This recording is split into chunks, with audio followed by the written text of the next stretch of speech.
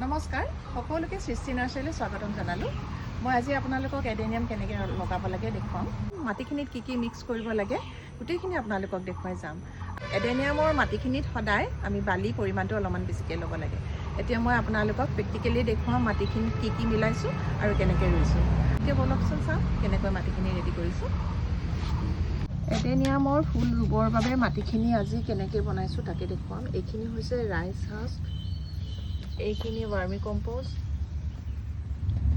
এইখিনি গোবৰ, এইখিনি বালি আৰু এইখিনি মাটি।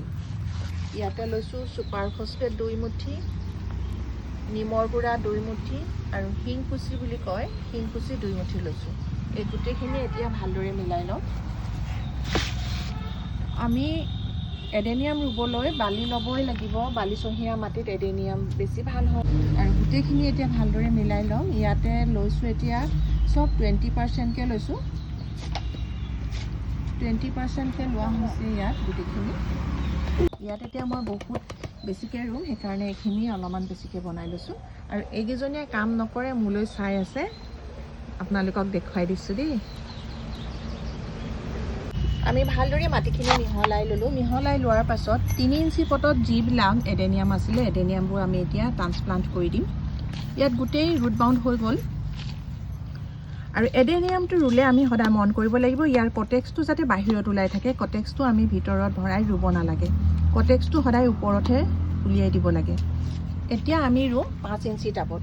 এইটো আমাৰ 5 ইঞ্চি টাব। ইয়াতে অকণমান মাটি দি লৈছোঁ।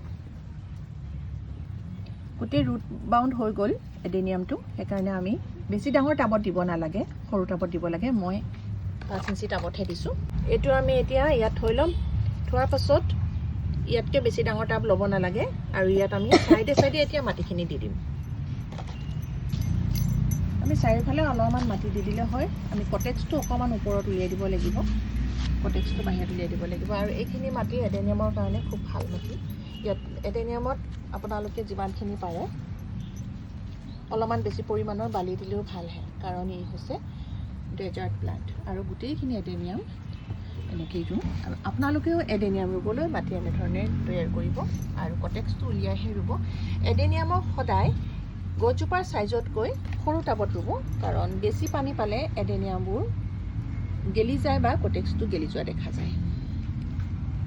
এতিয়া দেখুৱালোঁ আপোনালোকক এডেনিয়ামৰ মাটি কেনেকৈ ৰেডি কৰিব লাগে আৰু ৰোৱাৰ প্ৰচেছটো দেখুৱালোঁ। কটেক্সটো ওপৰলৈ উলিয়াই ৰুব লাগে, কাৰণ যদি কটেক্সটো ভিতৰলৈ ভৰাই পিনে ৰুৱে তেতিয়াহ'লে গছজোপাৰ সৌন্দৰ্যটোৱে নাইকিয়া হয়।